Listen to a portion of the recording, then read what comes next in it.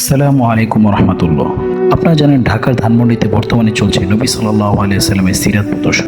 আপনারা এখন স্ক্রিনে যা দেখছেন তা হলো সেই সময় চিত্র যখন তিনি মদিনার রাষ্ট্রের প্রধান, আরব উপদ্বীপের সবচেয়ে প্রভাবশালী ব্যক্তি।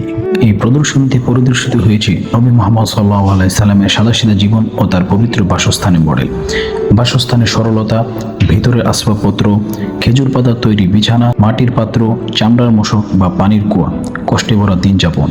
আপনারা দেখতে পাচ্ছেন নবী সাল্লাল্লাহু আলাইহি সাল্লামের ঘর বা কামরাগুলো ছিল কত সাধারণ। এটি কোনো রাজকীয় প্রাসাদ ছিল না, বরং ছিল মাটির দেয়াল ও খেজুর পাতার ছাদযুক্ত ছোট কুটির। ঘরগুলো এত ছোট ছিল যে মা আয়েশা রাদিয়াল্লাহু তাআলা আনহা বর্ণনা করেছেন তিনি নামাজ পড়ার সময় রাসূল সাল্লাল্লাহু আলাইহি সাল্লামকে পা সরিয়ে নিতে বলতেন, কারণ সেখানে এতটুকু জায়গা ছিল না। এটি আমাদের শেখায় ক্ষমতা ও প্রতিপত্তি থাকা সত্ত্বেও কিভাবে চরম বিনয়ী জীবনযাপন করতে হয়। ঘরে আসবাবপত্র বলতে ছিল হাতে গোনা কিছু জিনিস। একটি খেজুর পাতার তৈরি বিছানা, যার উপর শুয়ে থাকলে তার পবিত্র দেহ দাগ পড়ে যেত। আপনারা হয়তো ঘরে ব্যবহৃত মাটির পাত্র, চামড়ার মশক বা পানির কুয়া এর মডেল দেখতে পাচ্ছেন। রাসূলুল্লাহ সাল্লাল্লাহু আলাইহি সাল্লাম নিজে এসব কুয়া থেকে পানি তুলতেন।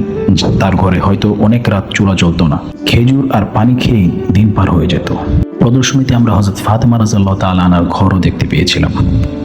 সেই দৃশ্য আমাদেরকে একটি প্রসিদ্ধ ঘটনা মনে করিয়ে দেয়। হযরত ফাতেমা রাদিয়াল্লাহু তাআলা আনহা নিজ হাতে আটা পিষতে পিষতে তার হাতে ফোসকা পড়ে গিয়েছিল। তিনি রাসূলুল্লাহ সাল্লাল্লাহু আলাইহি সাল্লামের নিকট একজন সেবক চান, কিন্তু রাসূলুল্লাহ সাল্লাল্লাহু আলাইহি সাল্লাম তাকে সেবক দেওয়ার পরিবর্তে 3টি দোয়া শিখিয়ে দেন, যার মধ্যে ছিল ঘুমানো পূর্বে 33 বার সুবহানাল্লাহ, 33 বার আলহামদুলিল্লাহ ও 34 বার আল্লাহু আকবার। এ থেকে বোঝা যায় রাসূলুল্লাহ সাল্লাল্লাহু আলাইহি সাল্লাম দুনিয়ার চাকচিক্য, সৌন্দর্য, আরাম আয়েশের থেকে আখিরাতকে সবসময় প্রাধান্য দিয়েছেন। আমরা সামান্য আরাম আয়েশ না পেলে অস্থির হয়ে যাই, অথচ সর্বকালের সর্বশ্রেষ্ঠ নেতা রাসূলুল্লাহ সাল্লাল্লাহু আলাইহি সাল্লাম কত অল্পে সন্তুষ্ট ছিলেন। তার এই জীবন দর্শন আমাদের শেখায় ত্যাগের মহিমা ও আল্লাহর ওপর ভরসা। আল্লাহ তাআলা আমাদের এই প্রদর্শনী থেকে শিক্ষা অর্জন করার তৌফিক দিন। আমিন।